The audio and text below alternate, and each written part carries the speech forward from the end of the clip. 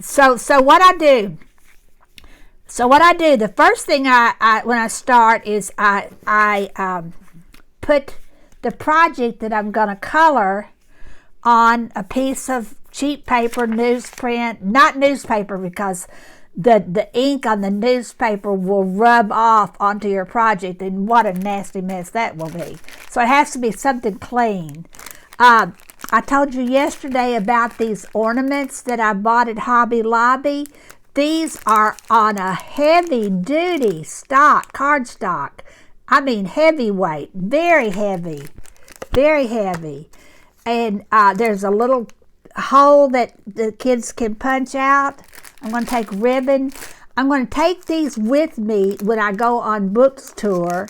And I'm taking my magic markers, and every child gets to color an ornament. I don't know whether I'll have time. Here are the little ties that come with it, so I don't have to buy. So, okay, let me tell you this is wonderful that this is already done. And on the back, they can write whatever. They can write their name. They can write I love you. They can write Merry Christmas. They could write, if you're doing this daily as part of an Advent tree, they might write the person that they study about that day or the scripture of the day. And on this side, they could even write something, and this one has little lines. They could make stripes out of it, or they might write something that's kind of tiny for a child. But so then it has a little hole you can punch out, and it comes with these little ties. You can't beat it. But here is the way to beat it. Originally, a set of 24 cost $2. They are 60% off at Hobby Lobby right now. There are no more in my store because I bought every one of them. That is the best deal I have ever. That is 24 ornaments already ready to color, and I'm not into coloring books, but for this project I am. That cost 40%, 40% of two. It's 80. I don't even know. Okay, so that would have been, I can't even, it's like 80 cents for a package of 24, and then you divide that by, I'll figure it out later, like a nickel a piece, ready to go with a string. You can't beat that price. But now I'm going to talk to you about coloring. I've said this before. The tendency is to want to just start with all kids, all adults want to start with black. That is not the color to start with. That is the last. I said this, if I said it once, I said it 10 million times. Black is last. Black is last. It's always, in watercolor, black is last if you use black.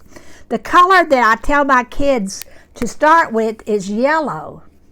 And so what I have them do is I have them color everything that on their picture that is going to be yellow before they color anything else. Everything. Now this is a little, I'm going to talk about design. Repeating any color is a way that you invite the viewer's eyes to skip. You can't really see the yellow, I don't think yet. You see the yellow? Yeah, I think you can see it there. Okay, so now the viewer's eye is going to go 1, 2, 3. It's going to dance all around that circle. Well, I need something up here to bring my viewer's eye up here. So I'm also going to make yellow up here on this piece of gold braid. Now then, so all the yellow is there. All the yellow is there that I'm going to use. Unless, I think that's all the yellow I'm going to use. But it's important that in my kids, I mean, I hammered this into my kids. I had them every year until they were in the 5th grade. And so by the time they were in 5th grade, they were masters. All right, now then, you go to the next color. If you don't want orange, you skip orange. But I'm going to say I want orange. So I think I'm going to color around all of these yellow dots very carefully. And you're going to see how that peeks out. And I'm not even going to, you're going to have to trust me on this.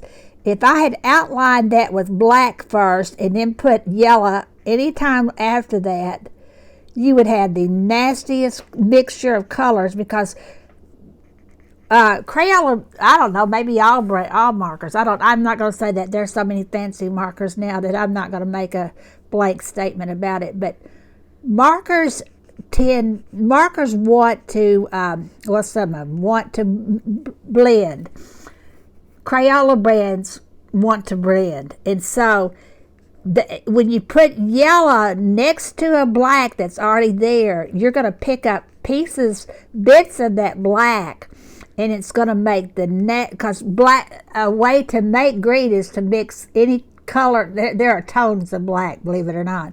To mix any tone of black with yellow, and you will get a type of green. It's usually an olive kind of green.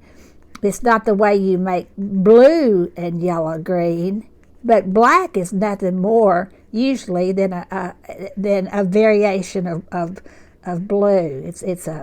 In fact, I don't buy. I have started buying black watercolor paint, but I might use it on an illustration, but I don't use it in painting. In painting, my black is indigo blue, and I always paint it last. In fact, I wait until the painting is dry, and then I go back with that black kind of color later.